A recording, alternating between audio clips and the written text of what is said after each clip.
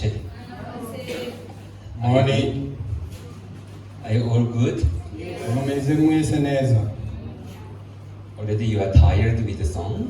Mbona musala bamaze kuruha kubera kuririmba. Hello. Nobody is welcoming me, so I am a bit sad. No one was welcoming me well, so I was a bit sad. Nta n'umwe yari ameze nka jewe nari meze nk'ubabaye. Are you happy to see me? Mbe muranezerewe no kumbona? Say, show me your heart. Rero nimunyeye ku mitima yanyu. Now I'm happy. Ubu ndanezerewe. I almost go back again. Nari guca nisubirira inyuma. Now I get a strength to share a word of God. Ubu rero ndagize inkomezi zo gusangira ijambo ry'Imana. Thank you so much. Murakoze cyane. Let's open Deuteronomy. Reka dusome gusubira mu Vyagezwe chapter 10. ikigabane c'icumi. Deuteronomy chapter 10. Gusubira mu Vyagezwe ikigabane c'icumi From verse 12. kuva ku murongo wa 12 From verse 12 to 22. gushika ku murongo wa 22. Are you ready? Muriteguye? Okay, if you are ready, we read in Kirundi.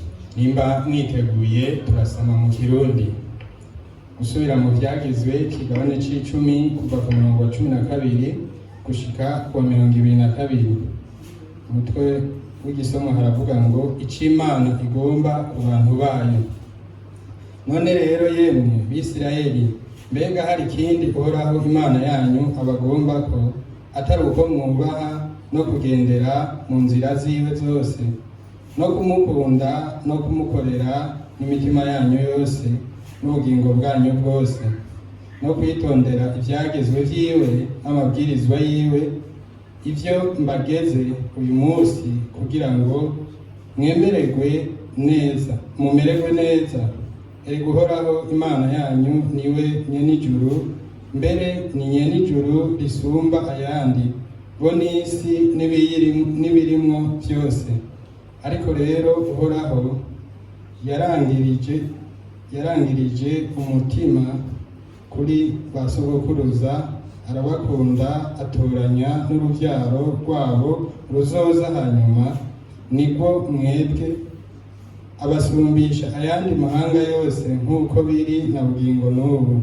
Nuko mukureho ukudakebwa ko mu mitima yanyu, kandi ntimukomeze kugamije amazosi, kuko Uhoraho Imana yanyu ari Imana isumba izindi, n'Umwami asumba abandi. Ni Imana ihambaye, ni nyabushobozi, iteye ubwoba, idatinya abantu ku kigohe, itarya ingurire, icira imanza imfuvyi n'abapfakazi, ikunda inyambukira, ikayigaburira, ikayambika. Nuko rero mukunde inyambukira, kuko namwe muri inyambukira mu gihugu ca Egiputa. Mwubahe Uhoraho Imana yanyu abe ari we musaba, mwifatanye nawe akaramata, izina ryiwe ribe ari ryo murahira. Niwe ishimwe ryanyu, niwe Mana yanyu, yabakoreye bya bihambaye biteye ubwoba, ibyo amaso yanyu yiboneye. Ba sogokuruza banyu bamanutse muri Egiputa ari abantu 70, none Uhoraho Imana yanyu yabahinduye nk'inyenyeri zo kwijuru mu kuba benshi. Really, Jesus Christ, He likes to dwell among us together.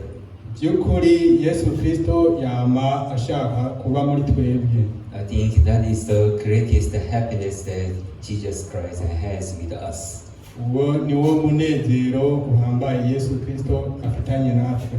If Jesus doesn't stay among us together, it doesn't mean he doesn't have any happinesses in this world.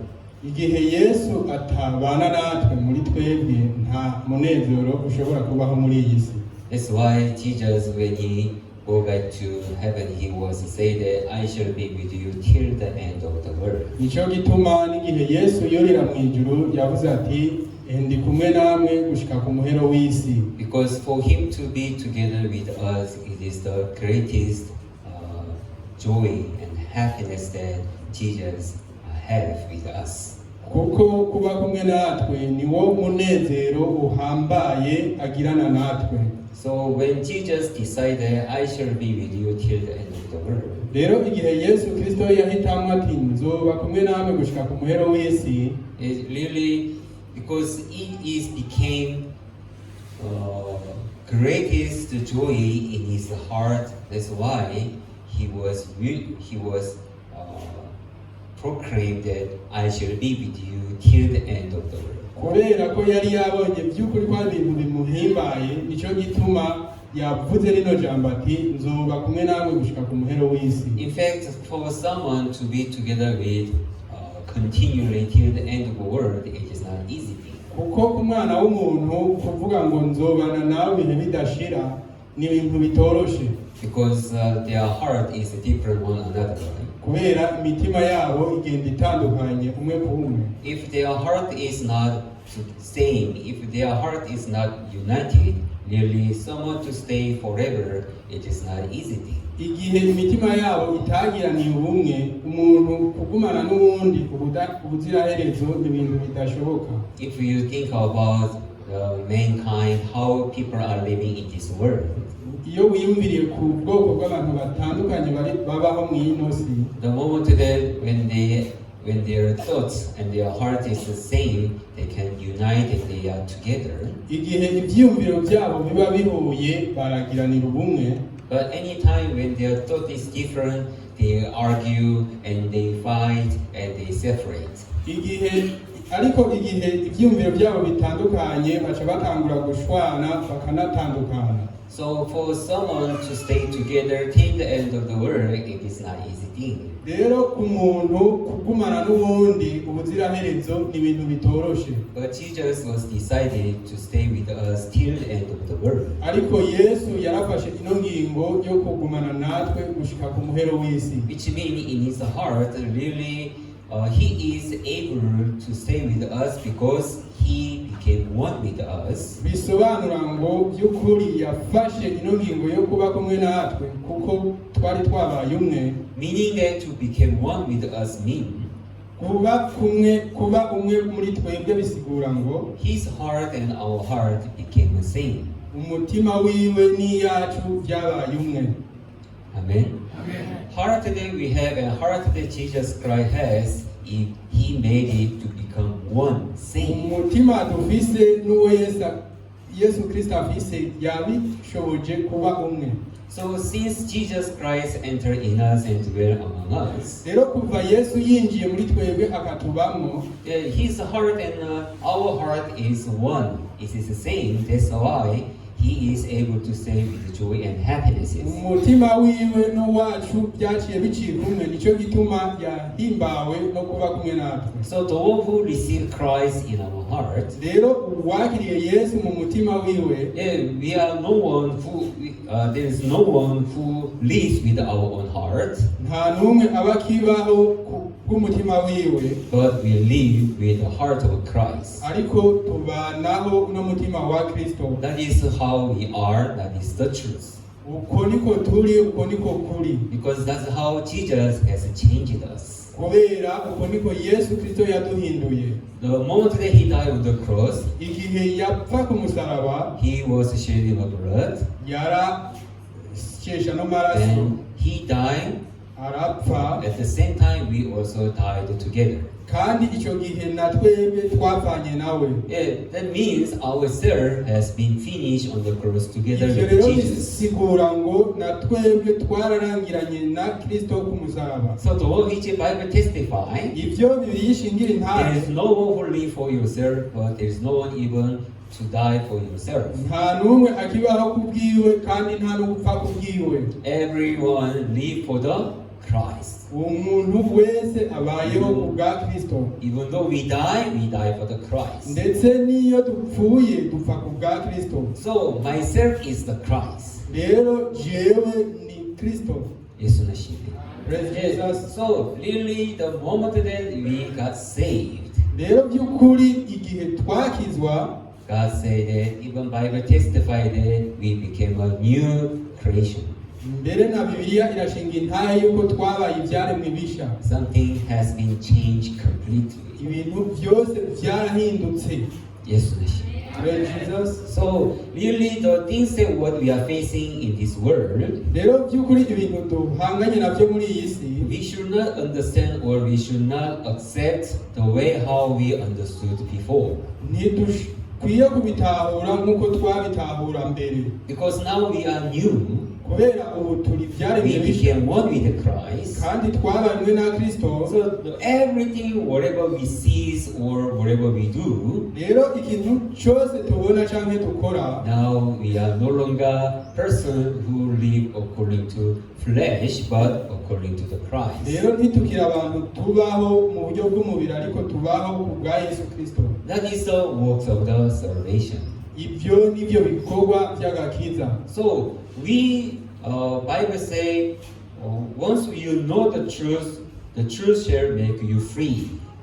Bibiliya iravuga ngo igihe muzomenya ukuri kuzobaha kwidegemvya. Isn't it? This truth, the word of God made us to become free. Rero kuno kuri ari byo jambo ry'Imana ryatumye tuba bidegemvya. Which means we have been bound by something before we knew the truth. Bisobanura ngo hari ibintu byari bituboshe mbere yuko tumenya ukuri. Isn't it? Someone was being bound by their life. Bamwe bari baboshwe n'ubuzima bwabo, or with the money, cyangwa amafaranga, or with the business, cyangwa urudandazwa. or there are so many kinds, right? Hari ubwoko bw'ibintu byinshi. But once we knew the truth, ariko kuva tumenya ukuri, the truth make us free from all those worldly things. Ivyo uko kuri kwatumye tuba bidegemvya kuri ivyo bintu byose. So then again, He made us to bind with Christ. Kugira ngo bitume dufatana na Kristo. That is the salvation. Ako niko gakiza. Salvation is not just to make us free from everything. Agakiza si gutuma twidegemvya kuri buri bintu byose. So the after salvation is not a one that to live freely according to our wishes or our hearts. Bisobanura ngo inyuma yo kwakira agakiza si kubaho biciye mu kwifuza kwacu cyangwa imitima yacu. He made us to be tied with Christ more strongly. Byatumye tufatana na Yesu n'inkomezi. So that He made us to He made us to live for Christ and with Christ in this world until we die. Kugira ngo bitume tubaho ku bwa Kristo turi kumwe na Kristo muri iyi si gushika dupfuye. That is the meaning that I shall be with you till the end of the world. Iyi niyo nsobanuro ivuga ngo ndi kumwe namwe gushika ku muhero w'isi. Before we knew the truth, imbere ko tumenya ukuri, before we know the Christ, imbere ko tumenya Kristo, all our mind, all our heart was given to the world. Ibyumviro byacu byose n'imitima yacu twari twabihaye isi. So all our mind, heart was busy toward the things of the world. Imitima yacu n'ibyumviro byacu byari bitwawe n'ibintu byo mu isi. So we have so many dreams and desire toward the world. Twari dufise indoto nyinshi n'ibyifuzo byo mu isi. So our mind, our heart was not interested to know the spiritual thing, even the word of God, even the word of God.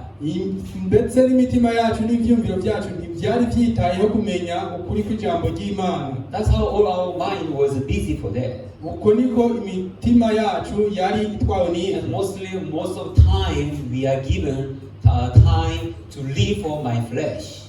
Ndetse kenshi wasanga dutanga umwanya ku bijyanye no kubaho kw'imibiri yacu. Yeah, that's how the men are living in the world by the works of the Satan. Uko niko abantu rero babaho biciye mu isi mu byumviro bya Satani, mu bikorwa bya Satani. Before we knew the Christ, mbere yuko tumenya Kristo, maybe you may think, how was your life?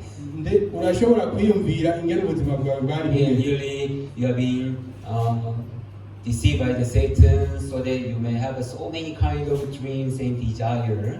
kenshi warahendwa na satani ku buryo wasanga ufise indoto nyinshi n'ibyifuzo byinshi. So most of the time, you move yourself to gain so many good things from world, even joyful things from the world. ndetse rimwe na rimwe warafata n'ingendo kugira ngo uronke ibintu byo mu isi n'umunezero wo mu isi. That's how we spend the time mostly. uko niko wasanga dukoresha umwanya wacu kenshi. That is what Bible say. You are being living as with the bondage of the works. uko niko Bibiliya ivuga ko twari tuboshwe n'ibyo mu isi. Isn't it? siko biri. Are together? Yes. That is the life that we lived before we knew the Christ, before we knew the Christ. uko niko twari tubayeho mbere yuko tumenya ukuri, mbere yuko tumenya Kristo. And really, that is the way there to be perished, to go to hell. rero iyo niyo nzira yari y'amahonero yo kuja mu muriro utazima. God wants to save us from that way and to unite with Him. Imana rero yaducunguye idukura muri iyo nzira ituma tugiranira ubumwe nayo. So God began to work in this world. rero Imana yatanguye gukora mu iyi si. And God planned to send Jesus Christ. Imana ica itegura kurungika Yesu. And God planned to save this world through the Christ. Imana ichitegura kandi gucungura ino si biciye muri And Kristo. makes people to be free from from their desires or from the temptation of the Satan. Imana rero ituma tubaho twidegembeje ku byifuzo n'ibigeragezo bya Satani. So that not to make the people who live as a slave of their life. kugira ngo abantu bari babayeho nk'abacakara b'ubuzima bwabo. Not to live for themselves anymore. ntibabandanye babaho ku bwabo. Not to worry about themselves anymore.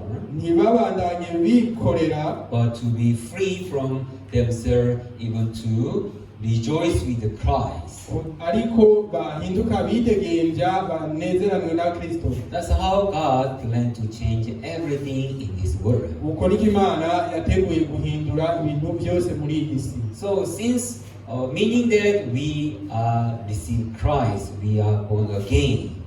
bisobanura ngo twakiriyaga kiza tukavuka bwa kabiri. Things that which we are being bound with the world. ibintu byari bituboshe mu isi Now is finished. byararangiye. I'm free from there.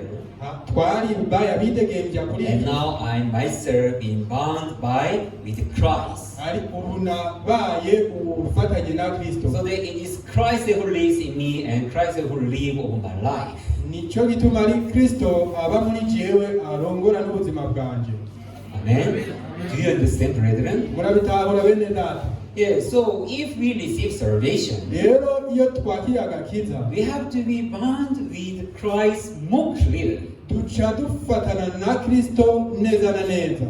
That is the spiritual life. ubwo nibwo buzima. Because we are being bound with Christ. kubera ko tuguma dufatana na Kristo. Christ is leading us to do the spiritual life. Kristo aturongorera gukora ibikorwa by'ibwami. To live for this gospel. kubaho kubwa buno butumwa To bwiza. serve this gospel. gukorera buno butumwa You bwiza. know, when the disciples was chosen by the Christ, rero igihe abatumwa bari bahiswemo na Kristo, Jesus was telling them, "Follow me." Yesu yabarababwiye ati nkurikira. Isn't it?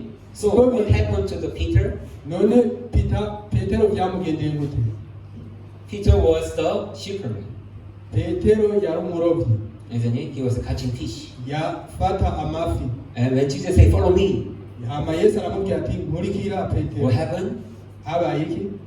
Jesus, you see, I have a ship, I have so many fish, I have a net, I have so many things. yavuze ati Yesu mfise zino nsenga, mfise n'ifi, mfise ibintu byinshi. I have to manage how to handle this one to my friend or my family. nkwiye kwiga ingene nsigarana bino bintu byanje abagenzi banje n'umuryango. Was he doing so? mbe niko yabikoze? No. oya. He just left everything as he yaciye doing areba byose and just follow Jesus Christ. aca akurikira Kristo. He was just a normal person who works for his life, catching fishes and work very hard. yari umuntu asanzwe akora cyane n'umutima we wose kugira afate ifi. But one day he was listening of the Christ, Ariko umunsi umwe yumvirije Kristo, and when Jesus said, "You follow me, hama Yesu amubwira ati I nkurikira, shall make you a fisher of men." ati nzokugira umurobyi w'abantu. He just left everything, Yaciye aheba byose, and all of a sudden he began to live different lifestyle which he never experienced before. bukwi na bukwi yaciye atangura kubaho ubuzima atari yarigeze abona mbere. He has been changed immediately, Yaciye ahinduka ubwo nyene, which means he was being bound by with Christ strongly, bisobanura ngo yaciye afatana na Kristo n'inkomezi, so that he was able to live for the Christ powerfully. kugira ngo ashobore kubana na Kristo n'inkomezi. Right, guys, that is the power of salvation there to change of our life. Ubwo nibwo bushobozi bw'agakiza bushobora guhindura ubuzima Yes, bwacu. sometimes we misunderstand about our salvation. Kenshi turatahura ukutariko ibijanye n'agakiza. Yes, his salvation made us free, Nivyo agakiza katumye tuba but abidegemvya, not free from even the Christ. ariko si abidegemvya no kuri Kristo, Not free from even this precious gospel. si abidegemvya no kuri buno butumwa bwiza. Salvation is tied us with Christ most strongly, Agakiza kadufatanije na Kristo n'inkomezi, so that He made us to live with Christ forever until we die. kugira ngo tubane na Kristo gushika ku muhero w'isi. That is the true meaning of the salvation that God was given to us. Ako iyo niyo nsiguro y'agakiza Kristo yaduhaye. So today's scriptures that we read, Rero kuno munsi ivyanditswe this twasomye, is a book that Deuteronomy is the book that Moses wrote to his people before he died.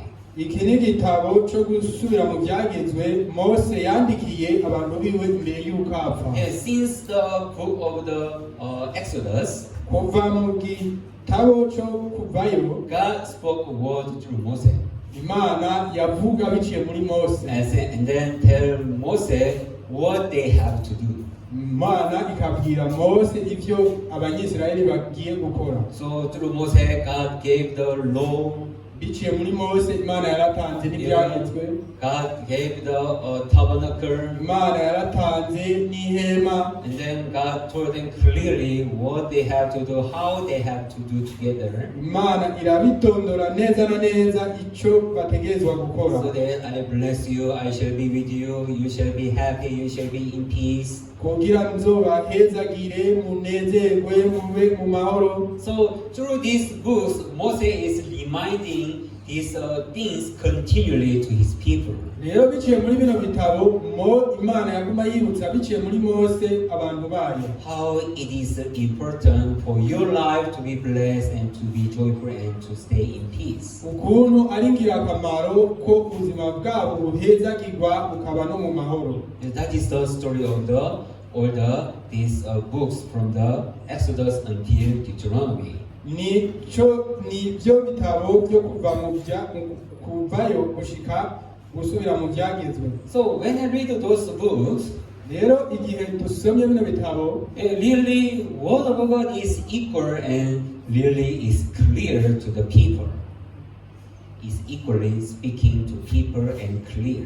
ukuru niko Imana yagenda ivugana n'abantu neza na neza. But the problem is people's heart is keep on change. Ariko imitima y'abantu nuko yari itandukanye. People's heart is not united with the word of God. Imitima y'abantu ntiyari ifitaniye ubumwe n'ijambo ry'Imana. And people though they listen and every morning they listen what God say, Naho bumviriza buri gatondo ivy'Imana yavuze, but their heart are not willing to obey God or not willing to be with God. ariko imitima yabo ntiyari ishikamiye muri kuno kubaha Imana. They like to do things what they want.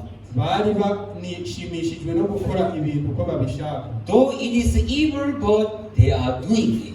Naho byari ibibi, bo bari banezerewe no They have kubikora. such a foolishness. Bari bafise buno Though bujuju. it is waited to be cursed or to be perished or to die. Naho yari inzira y'amahonero no gupfa no kuranduka. So foolishly, men's heart are following those way of evil. ariko mu buryo bw'ubucucu bano bantu baguma bakurikira ino nzira y'ikibi. So I was wondering why they listen each every day, but they follow other way that which God say you should not do. Rero nariko ndatangara niyumviye ukuntu bavyumva buri munsi ariko ntibabikore nk'uko Imana yavuze.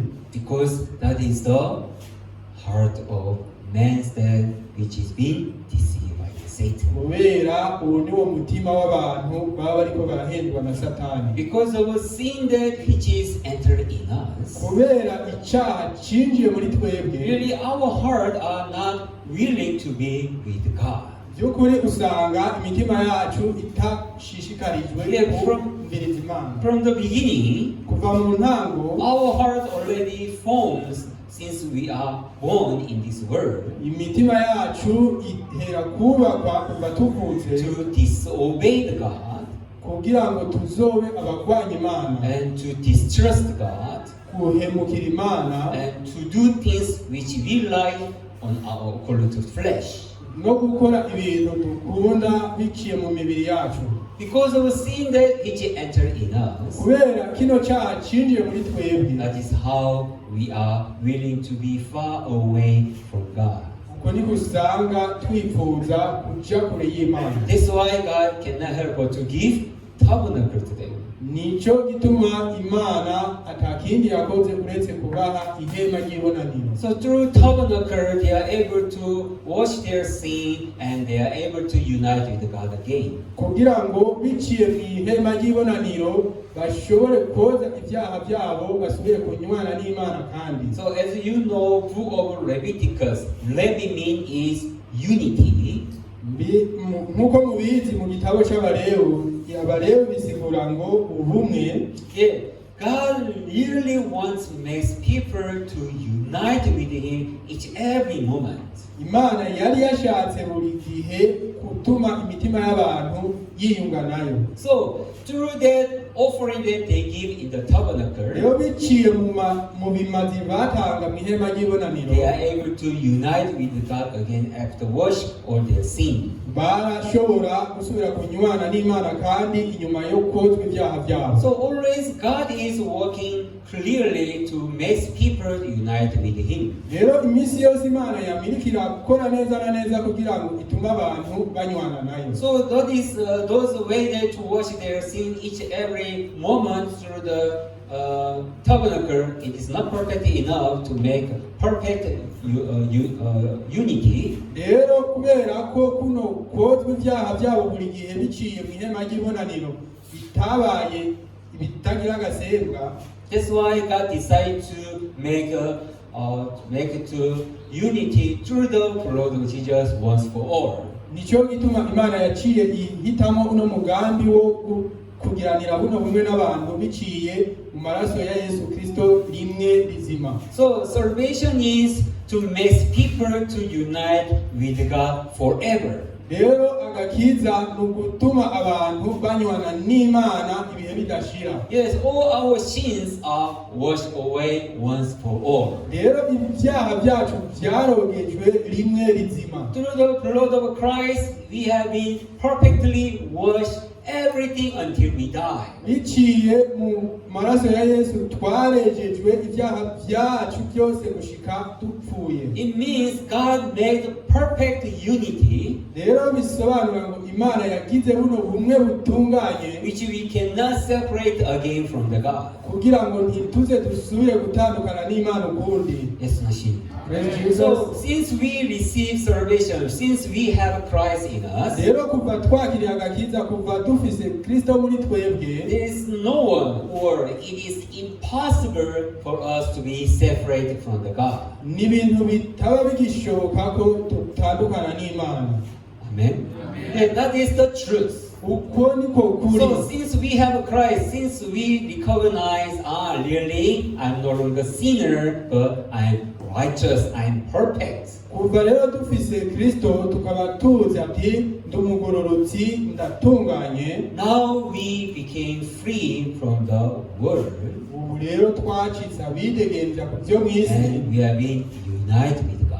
hama tugiranira ubumwe n'Imana. So life that we live ubuzima rero tubaho is it is totally different from the first. buratandukanye ijana ku ijana n'ubwa mbere. So even Christ, what he's saying, Rero na Kristo ibyo yavuze Matthew muri Matayo 16, muri Matayo ikigabane cya 16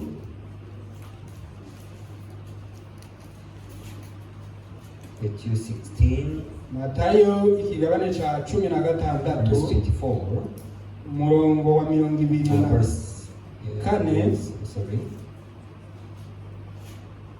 verse 24 say, umurongo wa 24 Then havuga Jesus said to his disciples, If anyone desires to come after me, let him deny himself and take up his cross and follow me. aravuga ngo buno Yesu abwira abigishwa biwe ati umuntu niyagomba kunkurikira niyanke yikorere umusaraba wiwe amurikire. So, following the way of the Christ. Rero gukurikira inzira ya Kristo, Yeah, really, Jesus saying, if anyone who wants to be with me, Yesu yarababwiye ati nihaba hari umuntu agomba kunkurikira then what you have to do? none akora iki? First, deny myself. niyanke jewe. Isn't it? Siko biri? Correct? Siko biri? Yes. Which means, forsake yourself. bisobanura ngo yiyanke akurikire Yesu. No, yes. Forsake yourself. wiyanke. Do you know forsake? Yes. Throw away yourself. witekure wewe. Okay? And then you have to take what? Hama ufatiki Your own cross. ufate umusaraba wawe. And you can follow Jesus. Hama ukurikire Yesu. So now we have our own cross there to follow Jesus Christ. Rero turafise ino misaraba yacu kugira dukurikire Yesu. Amen? Brethren, do you have your own cross to follow Jesus Mbe Christ? urafise uno musaraba wawe wo gukurikira Kristo. God is given a gift each every people differently. Imana yaratanze ingabire kuri bantu bose zitandukanye. Do you know? In church, not everyone is same. Mu ishengero si bose bameze kumwe. God give a gift differently. Imana yatanze ingabire To gutandukanye. someone is to preach. Hari bamwe arabigisha, To someone to do some other things. abandi ibaha ibindi, Or to someone with the serving of the gospel with the money. abandi bakorera ubutumwa bwiza n'amafaranga To yabo, someone is to do some other thing in this church. abandi bagakora ibindi muri rino shengero. So you have your own cross to follow Jesus Christ. Rero urafise umusaraba wawe bwite wo gukurikira The problem Kristo. is we have a flesh. Ariko ingorane nuko dufise uno mubiri. Still we have a desire toward the world. Turacafise ibyifuzo byo mu We have isi. so many dreams toward the world because we are in the flesh. Turacafise zino ndoto zindi zo mu isi kubera So- tukiri mu mubiri. Though we are being united with Christ, Naho tufitaniye ubumwe na Kristo, at the same time we also have the requirement of the flesh.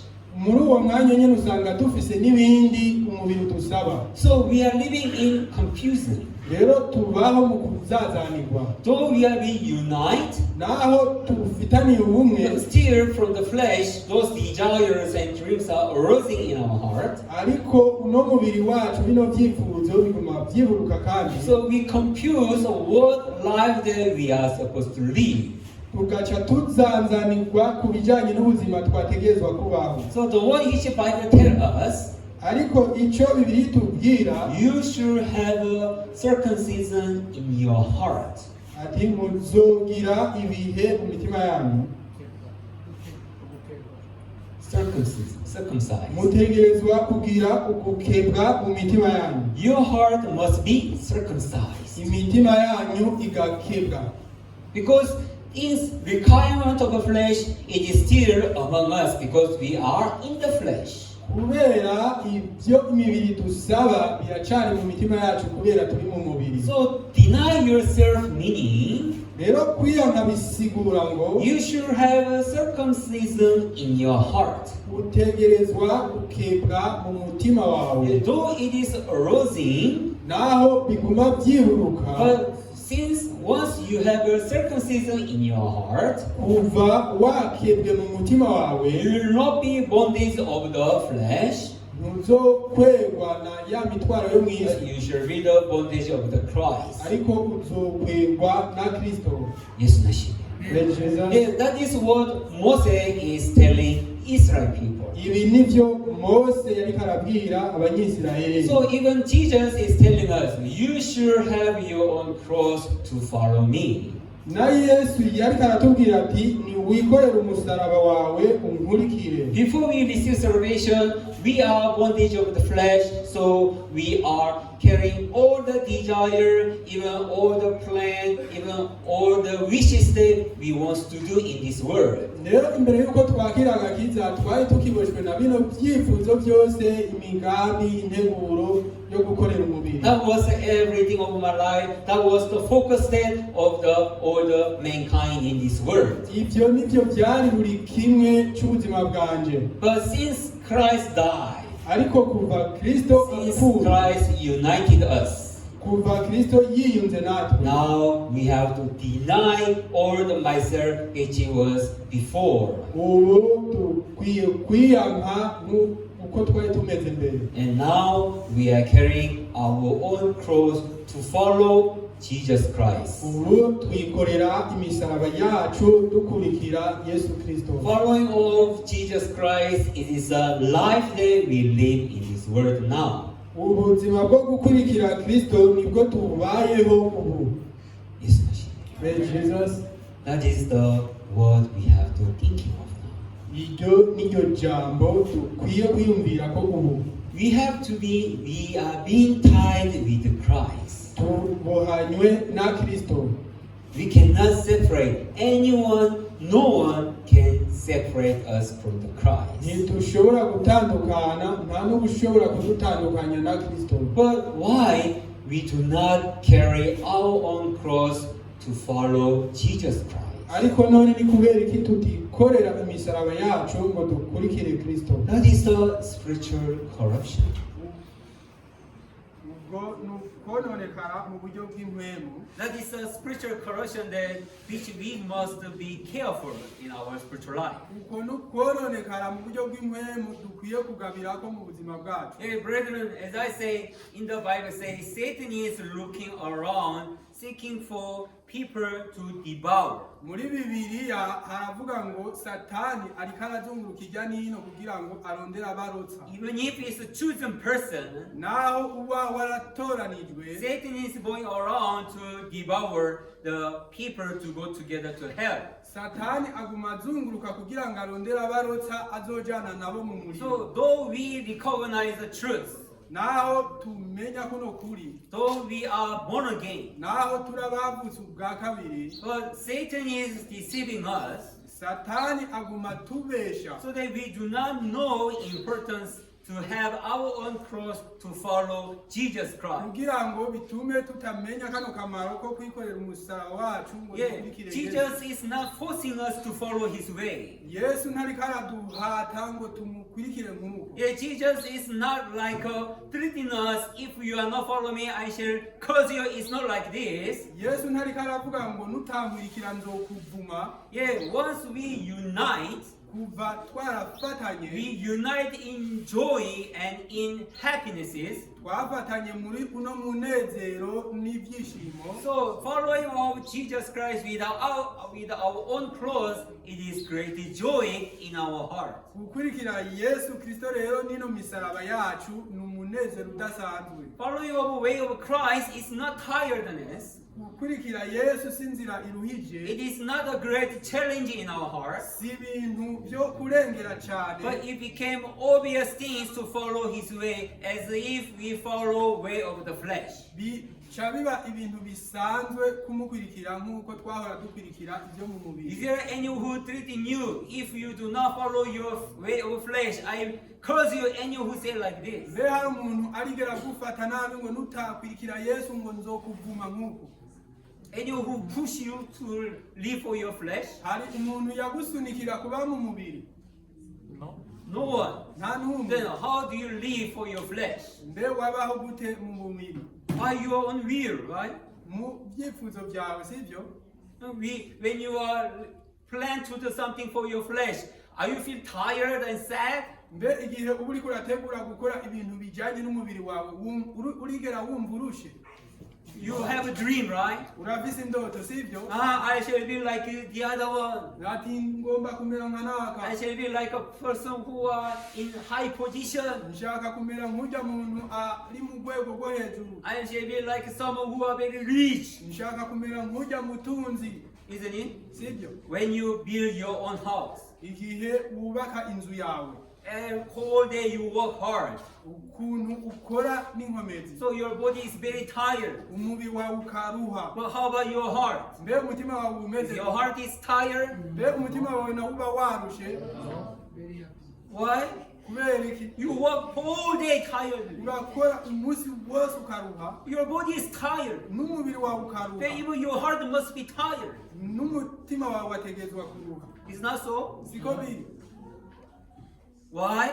Why your heart is happy? Ni kubera ko umutima wawe umunezerewe. Because it is your house, Kubera ari inzu yawe. isn't it?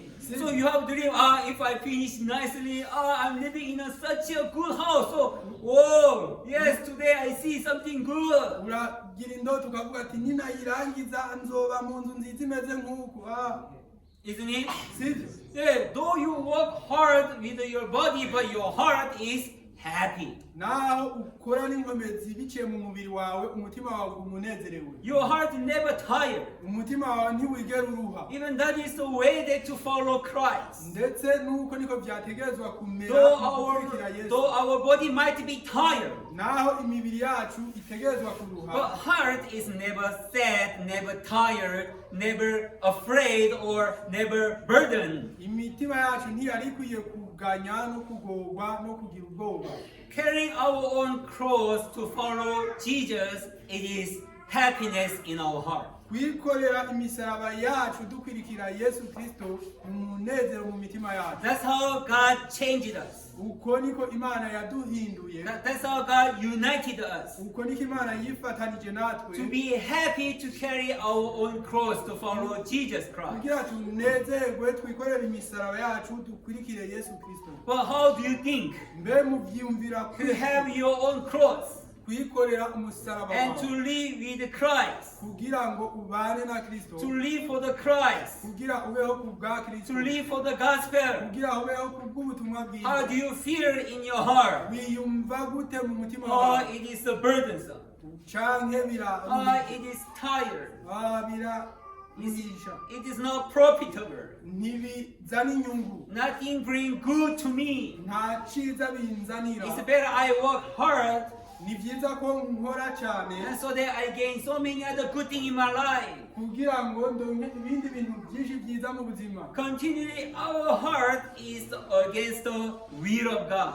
Ubudahesha imitima yacu iguma igwanya umugambi w'Imana. That is how our flesh is. Uko niko imibiri yacu imeze. That's why, though we are being united, tied with Christ strongly, Naho turi bano bantu twanywanye na Kristo n'inkomezi, but our heart willing to separate from the Christ again. ariko imitima yacu iguma yifuza kandi gutandukana na Kristo. So, though there is a most important thing in our life, Naho hari ibintu bihambaye mu buzima bwacu, but we are not willing to live with those important things of the Christ.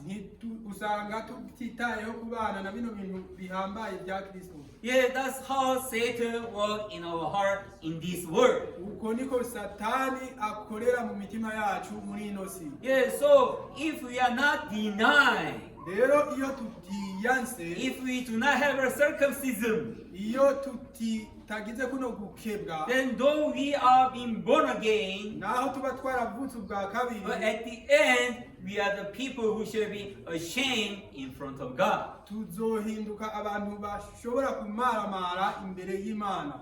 Hallelujah. Amen. Are we together? Turi kumwe. Then we now know clearly Rero ubu turabizi neza what kind of life that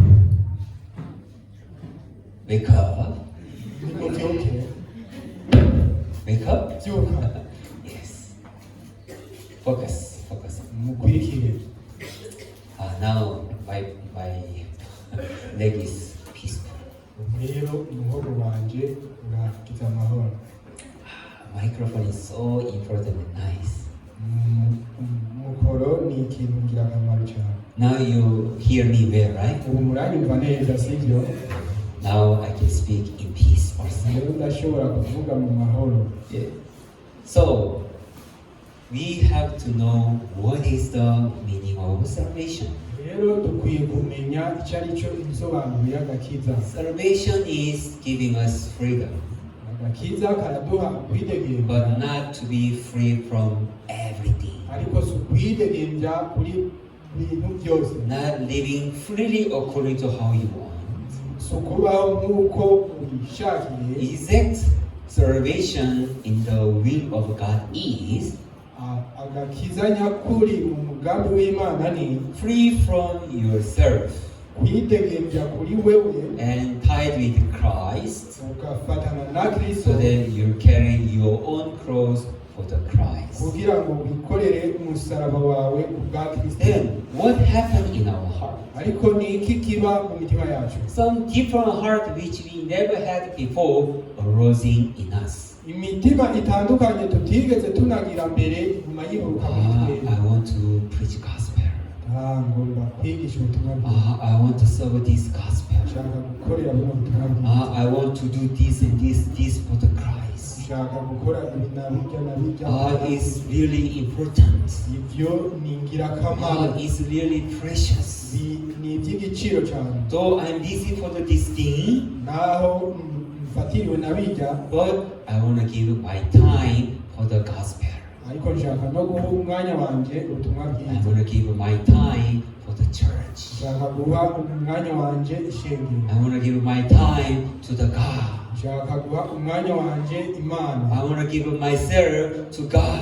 Nshaka kwishikanira Imana. That is a new heart that arose in our heart. Uwo ni wo mutima mushasha uca wiburuka muri twebwe. Even I want to join a meeting. Ata nshaka kuja mu makoraniro. I want to be in the service. Nshaka kuba mu koraniro ry'uno munsi. I want to share my heart with the brethren. Nshaka gusangira umutima wanje na bene I data. want to discuss about this heart with other brethren. Nshaka kuvugana kino kintu n'abandi bene data. I want to be guided by the servant of God for these issues. Nshaka kurongorwa n'umukozi w'Imana muri kino kibazo. I wish that God to lead me in a way that how myself can be safe. Nshaka ko Imana yondongora mu bijanye n'ingene ngira umutekano. So today I want to pray. Rero no muzi ngomba gusenga. I want to ask God. Nshaka gusaba I Imana. want to ask grace. Nshaka gusaba ubuntu. Today I want to read the Bible. No muzi nshaka gusoma. I want to know the heart of God. Nshaka kumenya I umutima want to w'Imana. see what God speak to me. Nshaka kubona icyo Imana God, I have ivuga. this challenge. Mana ndafise kuno guhangana. God, please, can you answer to me? Mana ndakwinginze God, ntunyishure. please, can you give me a promise? Mana ndakwinginze ntumisezerano. God, can you speak to me? Mana ndakwinginze mvugana You can nanjye. give me a word Ushobore kumpa ijambo so that I shall stay in peace. kugira ngo ngume mu mahoro. Yeah, that is the new heart that which arose in our heart. Iyo niyo mitima mishasha yiburuka muri twe. So automatically Christ is leading us to have our own cross to follow Him. Rero Kristo aturongorera muri kuno kwikorera imisaraba yacu ngo tukurikire. That is the works of the salvation in our heart. Ibyo nibyo bikorwa by'agakiza mu mitima So yacu. brethren, after we receive salvation, Rero ne data nyuma yuko twakiriye agakiza, brethren, we have to think. bene data twiyumvire which cross am I have now? mbe n'uyuhe musaraba mfise Am I rejoiced to have my own cross? mbe ndahimbawe no kugira uno musaraba wawe Or I do not like to have this cross in my life? canke sinshimishijwe no kugira uno musaraba mu buzima Then, bwawe. brethren, we have to think deeply. bene data twiyumvire byimbitse Because salvation has power to change us our heart, to make a circumcision in our heart, even to have our own cross in our heart. rero agakiza gatuma duhinduka tukagira kuno gukebwa tukagira n'uno musaraba wacu mu mitima If we misunderstand about gospel, iyo tudatahuye neza ubutumwa bwiza if we are taking salvation only in understanding, igihe dufashe agakiza gusa mu bijyanye no gutahura bisanzwe then it is the word that which has been spread on the wayside or on the stony place or on the crown of the thorns. bica bicika nka za mbuto zatabwa mu nzira ku rutare ahantu h'amahwa But God really to see the seed has been spread in a good land, multiply 30, 60, even 100. ariko imana yo ishaka ko zino mbuto zigwa mu isi nziza zikamera zikimbuka inshuro nyinshi Really, this word of God has power to change everything in our life. by'ukuri rino jambo ry'imana rirafise buno bushobozi bwo guhindura ikintu cyose mu buzima bwacu When God created the earth, imana igihe yaturema the ground was without form under the darkness. isi yari buziba ndetse ngo yuzuye umwijima So when the God spoke His word, igihe imana yavuga ijambo ryayo everything has changed. ibintu byose byaciye bihinduka Everything which was bad, ibintu byose byahoze ari bibi He changed everything into good in the eyes of God. byaciye bicika byiza mu maso y'imana That's how God worked clearly. uko niko imana ikora neza na neza That's how word of God is clear to work in His word. uko niko imana itomora ibijyanye n'ukuntu ikora muri iyi si So word of God, on the side of word of God, it doesn't have any problem. ku ruhande rw'imana nta ngorane n'imwe ihari So once word of God enter in our heart, igihe ijambo ry'imana ryinjiye mu mitima yacu it is a sharpened sword. ni inkota ikarishye It is cutting and divide clearly. irakebagura igatandukanya neza na neza So the one which was different from the God, ibitandukanye n'iby'imana heart or thought which is different from God, ibyiyumviro bitandukanye n'imana it is cutting and splitting everything, irabikatagura ikabitandukanya and it makes our heart to become clear in front of God. igatuma imitima yacu iba itomoye imbere y'imana That's how He changed us. uko niko yaduhinduye Once we are sinners, igihe twari tukiri we abanyabyaha do not have any power to live for the God. nta bushobozi na buke twari dufise bwo kubaho ku by'imana But God saved us. ariko imana yaraducunguye So He finished our flesh, irarangiza imibiri yacu and He made us new creation. itugira ibyaremwe bisha New creation meaning ibyaremwe bisha bisigura ngo born again ni abantu bavutse ubwa with kabiri the power to follow way of Christ. bafise ubushobozi bwo gukurikira inzira za kristo Yesu nashimwe. Jesus. So, brethren, we shall know clearly about true meaning of salvation. rero bene data dutegereza kumenya neza na neza insobanuro nyakuri y'agakiza What is the meaning that I am born again? mbe ni impamvu iyihe navutse ubwa kabiri Meaning that I am righteous. ni insobanuro ki yo kuba umugororotsi It's not that I'm no longer sinner, I'm righteous, I'm free. si ukuvuga gusa ngo sinkiri umunyabyaha ngo ndidegenja So I can live freely. ndashobora kubaho nidegenje I don't need to worry about the sin. sinkwiye kugira ubwoba ukundi I bw'ibyaha don't need to worry about anything in this world. nta na kimwe ngitinya muri iyi No si matter how I live, finally I go to heaven. uko nubaho rwose nzoja mu ijuru That is not a true meaning of salvation. iyo si yo nsobanuro y'ukuri y'agakiza. We are being bound by Christ. Turi abafatanijwe na Kristo. That is the salvation. Ako niko gakiza. Yes, Lord. So, life that we live now, rero ubuzima tubayeho ubu, not to live for yourself, so kubaho ku bwanje, but to live for the Christ. ariko no kubaho ku bwa Kristo.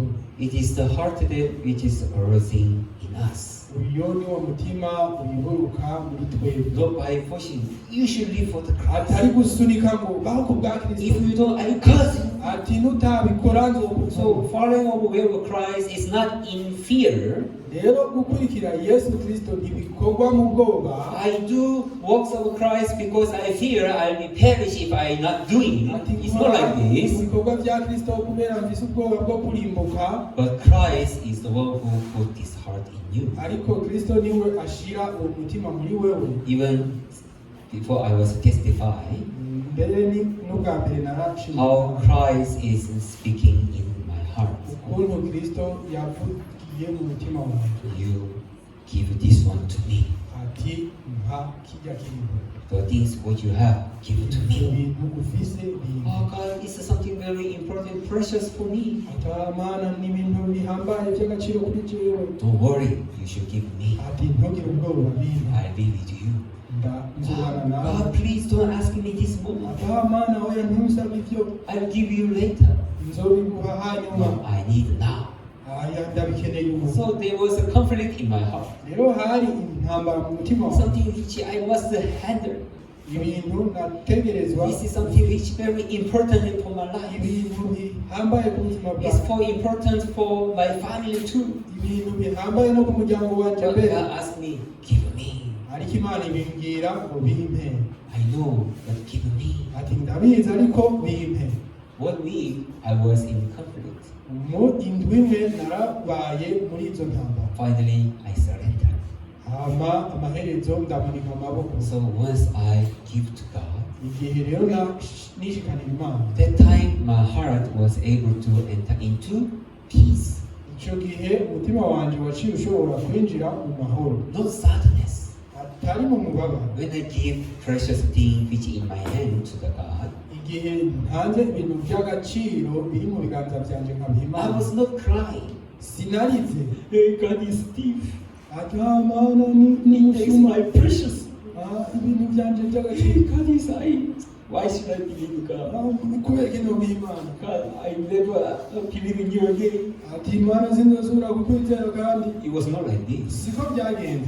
I don't know, but it was so precious. But when I came into hands of God, Sindabizi ariko je numvise ari ibintu by'agaciro igihe nabishikiriza Imana. God provide joy in my heart. Imana yaciye impa umunezero mu mutima. God provide peace in my heart. Imana yaciye impa amahoro mu mutima. So I was so happy. Rero naragize ibyishimo. And also I could see how God provide things that I need again. Niko rero nabandanije niyumvira ukuntu Imana igenda impa ibintu nkeneye. Do you understand? Murabitaho. Really, do you understand his heart? Murabitaho uwo mutima. So once we have our own cross, Rero igihe dufise n'umusaraba when we wacu, follow way of Christ with our own cross, igihe dukurikiye inzira ya Kristo n'uno musaraba wacu, it is not for sadness, si kubw'umubabaro. giving yourself to the God, Kwishikanira Imana. giving our precious thing for the gospel, Gushikiriza ibintu byacu by'agaciro ubutumwa giving bwiza. my time for God and God for gospel. Gutanga umwanya wanje kubw'Imana n'ubutumwa bwiza. It's nothing that something to cry or to sad or to be burdened, Si ibintu byo kugorwa no kurira no kugira imitwaro, but it is sure it is to rejoice with God together. ariko icyo nzi neza na neza ni ukunezeranwa n'Imana turi kumwe. So, brethren, have a circumcision clearly in your heart and deny yourself through this word. Rero bene data nimugire kuno gukebwa mu mutima mwange na bino bintu by'isi, So all our brethren can live in joy and happiness with Christ. kugira ngo bene data bose bashobore kubaho banezerewe bishimye muri Kristo, to whom you are being bound by. uwo mufatanijwe nawe, You are free from the Satan muri abidegemvya kuri and Satani, bound by the Christ. ariko mufatanijwe na You have Kristo. been bound by the world and Satan before, Mwari muboshwe n'isi na Satani mbere, but now after salvation we have been bound with Christ. ariko inyuma y'agakiza twafatanijwe na So Kristo. living with Christ is joy, happiness, and peace. Rero kubana na Kristo ni umunezero n'amahoro. But misunderstood, so people feel burdened. I cannot live for God now. God, sorry, not this time, later. Continually, we are living as if we bound with the world and Satan continually act though we receive salvation. Ariko mu kutamenya kw'abantu baguma biyumvira ngo Mana oya sinobikora uku, reka mbeho nibereye muri bya bindi bya kera. That's how we have been deceived continually from the Satan. Uko niko tubandanya tubeshwa na Satani udasiba. Now, brethren, have your own cross to follow Rero God. bene data nimwikorere imisaraba yanyu mukurikire Kristo. And pray to God, God, which cross that were you given to me? Hama musenge Imana muyibaza ati Mana mbe n'uyuhe musaraba uri kurambarira. Really, I want to follow your way with my own cross, but God, you may show me what is the things that you gave. Ukavuga uti Mana by'ukuri ndashaka kugukurikira ariko nunyereke ibintu nkwiye kuguha. So, God, I shall rejoice with you in this spiritual life, kugira ngo nshobore kubaho nezerewe muri buno buzima bw'umwemu, and I can glorify your name through my life. kandi nshobore no gushyira hejuru izina ryawe mu buzima bwanjye, Even people who are around me shall rejoice together. ndetse n'abankikuje bashobore kunezerwa nanjye. So, wish that all our brethren in this year Rero ndifuza ko bene data muri uno mwaka find your own cross mwubura imisaraba yanyu and give that follow Christ with the cross and find how God is mighty and walk with you and care over your life. mwikorere iyo misaraba mukurikire Yesu mubone ingene Imana izobakorera. At the end of the year, we can glorify the name of God. Mu mpera z'umwaka tuzoshira hejuru icyubahiro cy'Imana. Amen. Brethren, remember each every one of you. Bene data nimubyibuke umwe kumwe muri mwebwe. You are being united with Christ and given your own cross. Mufatanye na Kristo mwikorere imisaraba yanyu. Amen. Thank you so much. Murakoze cyane. Let's pray. Reka dusenge. Dear Heavenly Father, Bene data yo mw'ijuru, maybe you have been united us to the Jesus Christ. by'ukuri wariyunze natwe biciye muri Kristo. So before you have been bound with the world and temptation of the world, Kera twari tuboshwe n'ibyo mu isi n'ibigeragezo byo mu isi, but through the Christ you made us free from there, ariko biciye muri Kristo watugize abidegenja bw'ibyo, and you made us to bind with Christ again. utuma tuba abafatanye na Kristo kandi. So you made us not to live for ourselves anymore. Rero ntiwatumye tubaho ku bwacu ukundi, You made us to live for the spiritual things and most precious things of the world. watumye tubaho ku bw'ibintu by'impwemu n'ibintu by'agaciro by'Imana. Really, Christ, you told us that you shall be with us till the end of the world. By'ukuri Kristo yaravuze yuko azobana natwe gushika ku muhero w'isi. It means that you want to do so many things through us. Bisobanura ngo urashaka gukora byinshi cyane muri twebwe. You want to give us a lot of peace and happinesses in this world. Ushaka kuduha amahoro menshi n'umunezero muri iyi si. God, I believe that it shall be done to all our brethren. Kandi Imana ndizera ko byose bizokoreka kuri bene data bose, So our brethren will rejoice with you. kugira ngo bene data bose banezeranwe nawe. Really, we are so much thankful for today. Ukuri turahimbawe n'uyu munsi. We pray in the name of Jesus Christ. Tubisenze mu izina rya Yesu Kristo. Amen. Amen. Thank you.